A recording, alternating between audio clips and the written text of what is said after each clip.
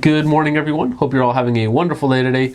Today we have a very simple video on a safe. Now, full disclosure, this safe was sent out to me by Wincent Pro. Wincent Pro, if you don't know, they manufacture a wide variety of safes, some just like normal home safes, kind of like this one is, but they also have a lot of other products that focus kind of on the gun industry, some biometric safes, rifle safes, as well as pistol dedicated safes as well. This is what they call their Deluxe home security safe. So this is kind of the mid-range sort of price. They usually focus on a more value oriented. They're not going to be as expensive as some of the top end safes, but again, they're also going to be a little bit better and a little bit nicer than some of your budget like Walmart brand safes and stuff like that. Now, this safe was again sent out to me. I believe the deluxe one goes for $299, and we'll get into all the specifics on it. But basically, this is not a small safe. As you can tell, this is a fairly large style safe, but definitely not something for rifles. So basically, this is more of a home styled safe to keep whatever sort of valuables it is that you need to protect. Now, this one here has the standard security code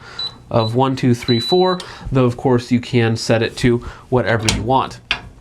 This one here is an all steel construction, so it is a very large safe. You can see that it is very thick steel on the door as well, which is quite nice. The safe itself weighs something like 60 to 70 pounds, so it's not necessarily a super heavy safe, but it is definitely still a little bit more difficult to get into tight places depending on how you have it situated in your house. Now, currently it's just sitting on my desk, but this is of course not where it actually resides. So again, on the inside, everything is very nicely padded. You do of course have key hooks right on the inside, as well as battery tray for 4 AA batteries that powers all the electronics. Now, it also does have a key as well, so it has a dedicated set of keys that it comes with. That's your secondary entry method, other than entering in your passcode.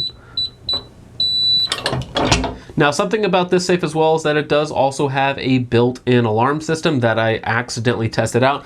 Basically, if you type in your key code wrong 3 times in a row, it will emit a very loud siren sound for about 60 seconds. It is very loud, it is very annoying. You can hear it if you're in one corner of the house and it goes off in the other corner of the house, or if you're asleep, you will definitely hear it, unless it's in some sort of like sound safe room or something like that. But it is very loud and very obnoxious should you forget your passcode or just type it in incorrectly 3 times in a row. Now, currently, just about everything I have in the safe is a handgun or some sort of gun accessory. So I have most of my handguns in here right now, as well as my suppressor and one of my cameras, just stuff that is very expensive and you don't necessarily want walking off easily. Now, up top, you'll notice that there is also a dedicated secondary storage compartment or a secondary locker on the inside of the safe itself. That is non-electronic. That can only be opened up with these keys. This is a second set of keys that come with that can open up this secondary lockbox up here. Now, you can keep smaller stuff in there. You can still fit a couple handguns and a lot of ammunition or something important. Currently, I just keep photos of your mom in there, but again, anything that's important you can put in there very easily. Now, something else you could do with the safe, if you had taller items or something else that was just a little bit larger that you wanted to put in this bottom compartment, you could of course take out the middle shelf, which means that you can now fit taller items in here. Funny story, you can actually fit, if you wanted to, like a 7.5 or an 8.5 AR-15, either with a side folder or broken down into lower and upper. You could actually throw those guys in the safe as well, just like that, and they would fit just fine. Now, me, normally, I'm not putting any ARs or anything else in there because it's not really designed for that. It's more of a valuable safe, handguns and other things. If you had like a lot of jewelry or something else that you wanted to protect, you could definitely throw it in here. So what's more important than the basic built-in safety features of any safe is going to be proper placement and concealment.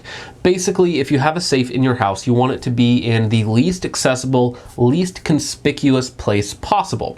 If you have a safe out in the open, that's basically just a big target sign for somebody if they wanted to take something. Odds are, if they take your safe, they've taken your most valuable item. So to deter somebody from taking your safe is for them to never know that you have it in the first place. Now, showing it on video like this to potentially thousands of people is a very dumb idea. If you have a stalker or something like that, or somebody that knows that you have something and you're flashing something on your Instagram stories, kind of a dumb idea, especially if it's something that is truly designed to protect some of your most valuable items. So doing what I do is not always recommended, which is why I have many safes. So before you even buy your safe, you should at least have a general idea of what's going inside of that safe. So you have your size parameters of what's going inside the safe, and then you should also have whatever sort of size parameters of where that safe is actually going. And those are things that you should know about ahead of time. You shouldn't just buy a safe and then try and figure it out. Now, a lot of people do that, and usually that's going to work out just fine. But again, if you want that safe, whatever safe that it happens to be, to have the best chance of actually protecting your valuables, then you want to think about these things ahead of time rather than just hoping things work out. So you should know what's going inside of it, where it's going, and that will dictate, of course, what size, what type, what safety features you have on your safe, and that is again going to give you the best chance of that safe actually doing its job. So before you go out and spend hundreds or thousands or tens of thousands of dollars on safes and security systems to protect your X amount of dollars worth of goods, you really should think about what it is that you actually need ahead of time. So this is a really complicated topic, and there's a lot of things going on, and you should probably talk to a security expert if you're somebody who has, you know, say $50,000 to $250,000 worth of goods sitting around in their house.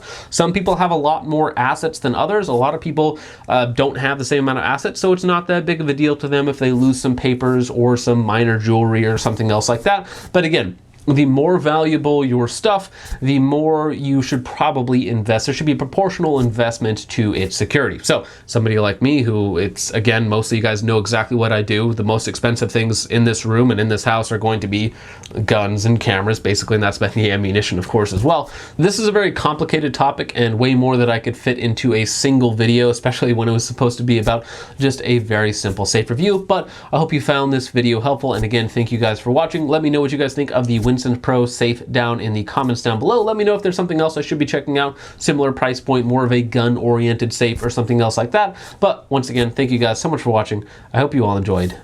Peace off.